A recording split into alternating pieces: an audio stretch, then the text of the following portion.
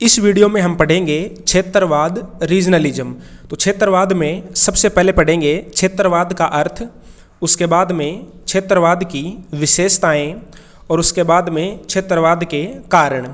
इसके अलावा जो क्षेत्रवाद के दुष्परिणाम हैं या नकारात्मक प्रभाव हैं उनके लिए हम एक अलग से वीडियो में पढ़ेंगे, क्योंकि अगर एक ही वीडियो में सारी चीज़ें पढ़ेंगे तो वीडियो काफ़ी लंबा हो जाएगा। तो चलिए शुरू करते हैं। सबसे पहले देखते हैं क्षेत्रवाद का अर्थ।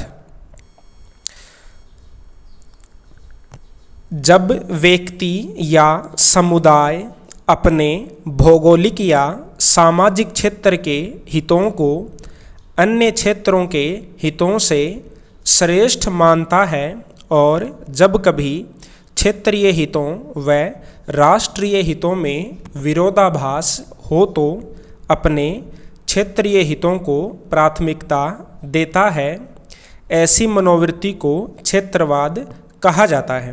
तो क्षेत्रवाद क्या होता है? जब व्यक्ति अपने क्षेत्र के हितों को अन्य क्षेत्रों के हितों की बजाय श्रेष्ठ मानता है और क्षेत्रीय हित और राष्ट्रीय हितों में विरोधाभास होने पर अपने क्षेत्रीय हितों को ज़्यादा प्राथमिकता देता है, तो ऐसी भावना को क्षेत्रवाद कहा जाता है। तो आप सीधा सीधा ये ध्यान रख लेना कि जब व्यक्ति अपने क्षेत्र को अन्य क्षेत्रों की बजाय ज़्यादा महत्व देता है तो ऐसी मनोवृत्ति को क्षेत्रवाद कहा जाता है। इसी प्रकार हम जातिवाद, भाषावाद, सांप्रदायिकतावाद इनकी परिभाषा बना सकते हैं। तो यदि व्यक्ति अपनी भाषा को दूसरी भाषा से श्रेष्ठ मानता है तो उसको बोलेंगे भाषावाद। यदि व्यक्ति अपनी जाति को दूसरी जाति से श्रेष्ठ मानता है तो उसको बोलेंगे जातिवाद। अब आगे देखते हैं। क्षेत्रवाद मुख्यतः भौगोलिक एवं सामाजिक संकल्पना है। इसमें व्यक्ति अपने क्षेत्र के प्रति निष्ठा भाव रखता है, अपनी भौगोलिक सांस्कृतिक पहचान को विशेष महत्व देता है। क्षेत्रवाद क्षेत्रीय चेतना से संबंधित है। तो ये तो गया क्षेत्रवाद का अर्थ। क्षेत्रवाद क्या होता है? जब व्यक्ति अपने क्षेत्र को दूसरे क्षेत्र की बजाय श्रेष्ठ मानता है और क्षेत्रीय हितों और राष्ट्रीय हितों में विरोधाभास होने पर क्षेत्रीय हितों को अधिक महत्व देता है, तो ऐसी प्रवृत्ति को क्षेत्रवाद कहा जाता है। अब देखते हैं क्षेत्रवाद की विशेषताएं।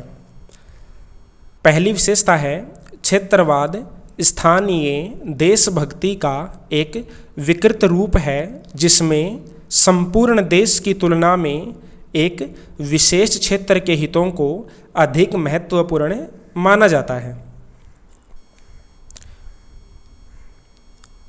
दूसरी विशेषता है क्षेत्रवाद एक सीखा हुआ व्यवहार है, यानी कि व्यक्ति दूसरों से सीखता है। सामान्यतः इसका आधार स्वयं उस क्षेत्र की समस्याएं नहीं होती, बल्कि क्षेत्रीय नेतृत्व द्वारा सुनियोजित रूप से क्षेत्रीय भावनाओं का प्रसार किया जाता है। बाद में अनुकरण द्वारा एक व्यक्ति से दूसरे व्यक्ति में क्षेत्रवाद की भावना फैलती है। तो क्षेत्रवाद की दूसरी विशेषता क्या है कि क्षेत्रवाद एक सीखा हुआ व्यवहार है। व्यक्ति जन्म से क्षेत्रवाद के बारे में नहीं जानता है, बल्कि वह दूसरों से सीखता है। तीसरी है क्षेत्रवाद में पक्षपात का समावेश होता है। एक क्षेत्र के व्यक्ति अपनी संस्कृति एवं उपलब्धियों को सर्वोच्च मानते हुए देश के अन्य क्षेत्रों से इसकी तुलना कभी नहीं करते। उनका दृष्टिकोण सदैव एकपक्षीय, चरमवादी तथा समझौता रहित होता है। तो जो क्षेत्रवाद है उसमें पक्षपात का समावेश होता है। एक क्षेत्र के लोग दूसरे क्षेत्र के साथ अपनी तुलना नहीं करते हैं, बल्कि उनका दृष्टिकोण एकपक्षीय होता है, वे अपने क्षेत्र को ही श्रेष्ठ मानते हैं। चौथी विशेषता है, इस मनोवृत्ति में एक विशेष क्षेत्र को एक पृथक राजनीतिक व सामाजिक इकाई के रूप में देखा जाता है, इसलिए अक्सर इस क्षेत्र के व्यक्ति अकारण ही स्वयं को सरकार के दमन और शोषण का शिकार समझने लगते हैं। तो जो क्षेत्रवाद होता है उसमें प्रत्येक क्षेत्र को एक अलग इकाई के रूप में देखा जाता है और इस क्षेत्र के निवासियों में ऐसी भावना हो जाती है कि जो केंद्र सरकार है वह हमारा दमन और शोषण कर रही है, इसलिए हमें एक क्षेत्र के रूप में संगठित होना पड़ेगा। पांचवी विशेषता है, केंद्रीय सरकार में जिस क्षेत्र का प्रतिनिधित्व जितना कम होता है उस क्षेत्र के निवासियों में क्षेत्रवाद उतना ही अधिक पाया जाता है। तो यदि केंद्र सरकार में किसी विशेष क्षेत्र का प्रतिनिधित्व नहीं होगा तो उस क्षेत्र को लगेगा कि केंद्र सरकार हमारे साथ भेदभाव कर रही है। छठी विशेषता है, क्षेत्रवाद का आधार यह निर्मूल विश्वास है कि क्षेत्रीय आधार पर संगठित हुए बिना उस क्षेत्र को सरकार द्वारा अधिक सुविधाएं प्राप्त नहीं हो पाती। ऐसे विश्वास स्थानीय नेताओं द्वारा अपने लाभ के लिए उत्पन्न किए जाते हैं, साधारण जनता को इससे हानि ही होती है। तो क्षेत्रवाद के अंतर्गत यह भावना निहित होती है कि यदि हम क्षेत्रीय आधार पर संगठित नहीं होंगे तो हमारे हितों की पूर्ति नहीं हो पाएगी, और जो ऐसी भावना है इसका विकास स्थानीय नेताओं द्वारा अपने राजनीतिक स्वार्थों को पूरा करने के लिए किया जाता है। तो ये हो गई क्षेत्रवाद की विशेषताएं। अब देख लेते हैं क्षेत्रवाद के कारण। विश्व के अधिकांश समाजों में क्षेत्रवाद की समस्या किसी न किसी रूप में अवश्य देखने को मिलती है। विभिन्न समाजों में इस समस्या के कारण भी एक दूसरे से कुछ भिन्न हैं। भारतीय समाज के विशेष संदर्भ में क्षेत्रवाद के प्रमुख कारणों को निम्न बिंदुओं के माध्यम से समझा जा सकता है। तो अब देखते हैं कि भारत में क्षेत्रवाद के क्या कारण हैं, क्षेत्रवाद क्यों उत्पन्न हुआ है। पहला कारण है राजनीतिक कारण। वर्तमान समय में दूषित नेतृत्व क्षेत्रवाद का सबसे बड़ा कारण है। स्थानीय नेता अपने राजनीतिक स्वार्थों को पूरा करने के लिए एक क्षेत्र के निवासियों को संगठित कर दूसरे क्षेत्रों के विरुद्ध उनमें तनाव पैदा करते हैं। ठीक है, तो जो स्थानीय नेता होते हैं वे अपने राजनीतिक स्वार्थों को पूरा करने के लिए एक क्षेत्र के निवासियों को दूसरे क्षेत्र के विरुद्ध भड़काते हैं। स्थानीय नेताओं द्वारा ऐसा दुष्प्रचार किया जाता है कि दूसरे क्षेत्रों के विरुद्ध संगठित होकर ही उनकी आर्थिक समस्याएं दूर हो सकती हैं अथवा उन्हें केंद्र सरकार से अधिक आर्थिक सहायता मिल सकती है। क्षेत्र की सीमाओं के निर्धारण, खनिज और जल संपदा के बंटवारे तथा रोजगार के अधिक अवसरों की मांगों को लेकर किए जाने वाले आंदोलन भी क्षेत्रवाद की भावना को बढ़ाते हैं। तो ये हो गया क्षेत्रवाद का पहला कारण, राजनीतिक कारण, यानी कि जो स्थानीय नेता होते हैं, जो स्वार्थी नेता होते हैं, वे एक क्षेत्र विशेष के लोगों को भड़काते रहते हैं। दूसरा है आर्थिक कारण। अनेक आर्थिक दशाएं भी क्षेत्रवाद में वृद्धि करती हैं। जो क्षेत्र आर्थिक रूप से पिछड़े हुए हैं उनमें नए उद्योग स्थापित करने तथा रोजगार के अवसरों को बढ़ाने की मांग की जाती है। ऐसे क्षेत्रों में इस तरह का प्रचार किया जाता है कि क्षेत्रीयता के आधार पर ही आर्थिक समस्याओं को कम किया जा सकता है। ऐसे प्रचार से चाहे उस क्षेत्र की आर्थिक समस्याओं में वृद्धि हो रही हो, लेकिन स्थानीय नेताओं को अपना स्वार्थ पूरा करने का अवसर मिल जाता है।